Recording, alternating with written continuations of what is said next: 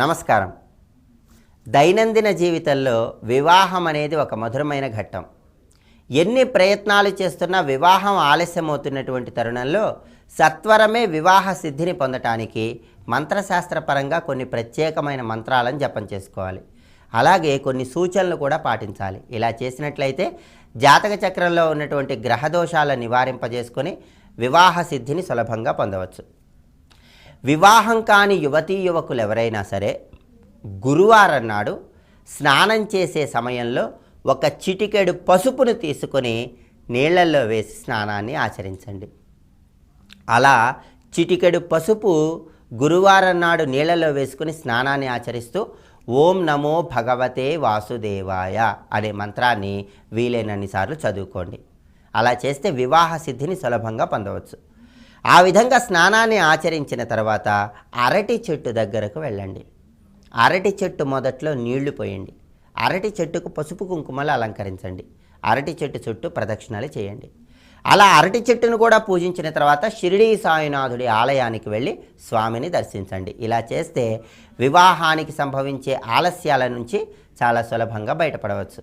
అలాగే వివాహ సిద్ధి కోసం ప్రత్యేకంగా యువతీ యువకులు ఎవరైనా సరే గురువారం నాడు శ్రీ మహావిష్ణువు ఆలయానికి వెళ్ళి స్వామివారికి ఒక తలపాగా సమర్పించండి. స్వామివారికి తలపాగా సమర్పించి 5 శనగపిండి లడ్డూలను స్వామికి నివేదన చేసినట్లయితే జాతక చక్రంలో ఉన్న దోషాలను తొలగింపజేసుకొని వివాహ సిద్ధిని సులభంగా పొందవచ్చు. అలాగే వివాహం కానటువంటి యువతీ యువకులు ఎవరికైనా సరే వాళ్ళకున్న దోషాలు తొలగింపజేయడానికి గృహంలో పెద్దవాళ్ళు ఎవరైనా సరే శనివారం నాడు 7 కొబ్బరికాయలు తీసుకోండి. ఒక్కొక్క కొబ్బరికాయ 7 సార్లు అలా దిగదొడవండి.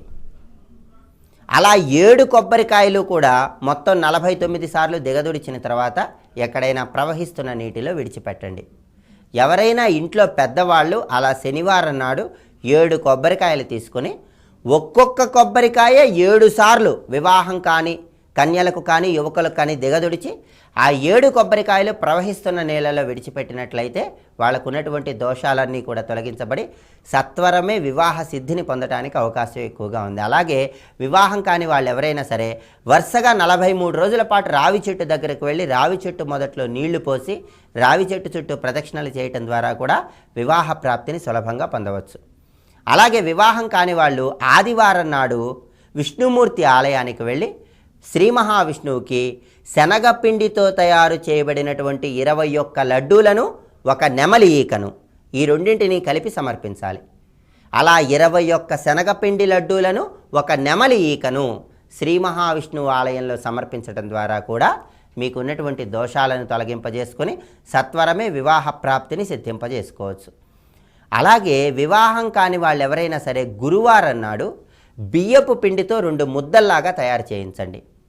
బియ్యపు పిండిలో నీళ్లు కలిపి అలా 2 ముద్దల్లాగా తయారు చేయించి ఆ ముద్దల మీద కొద్దిగా పసుపు చల్లండి. బియ్యపు పిండితో తయారు చేయబడినటువంటి ఈ ముద్దలు వీటితో పాటుగా కొద్దిగా బెల్లము, నానబెట్టినటువంటి శనగపప్పు వీటన్నిటినీ కలిపి ఆవుకు ఆహారంగా తినిపించండి.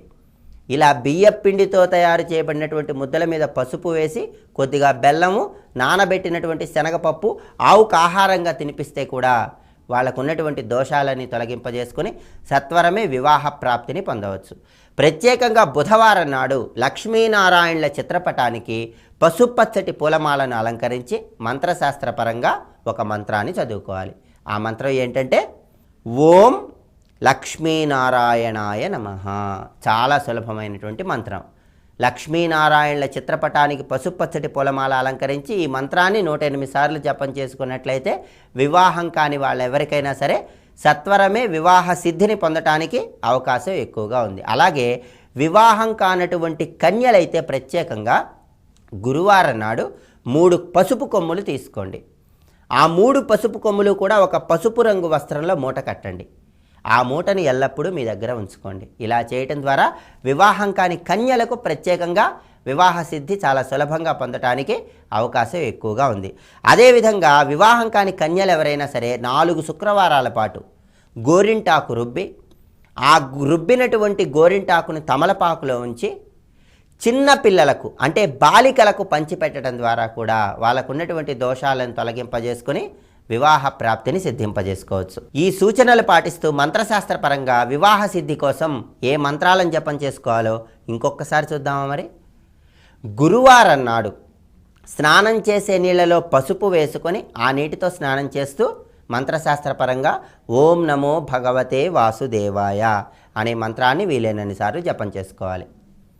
అలాగే బుధవారం నాడు లక్ష్మీనారాయణుల చిత్రపటానికి పసుపచ్చటి పూలమాలను అలంకరించి ఆ చిత్రపటం ముందు కూర్చొని ఓం లక్ష్మీనారాయణాయ నమః అనే మంత్రాన్ని వీలైనన్నిసార్లు జపం చేసుకోవాలి. మంత్ర జపం చేయండి, సూచనలు పాటించండి, వివాహ దోషాలను తొలగింపజేసుకుని వివాహ సిద్ధికి నాంది వాక్యం పలకండి. ఇప్పుడు శుభదినం అనే అంశంలో ఈనాటి విశేషం ఏంటో, ఈనాడు ముఖ్యంగా ఆచరించవలసిన విధి విధానాలు ఏంటో పరిశీలిద్దాం. సర్వే జనాః సుఖినో భవంతు.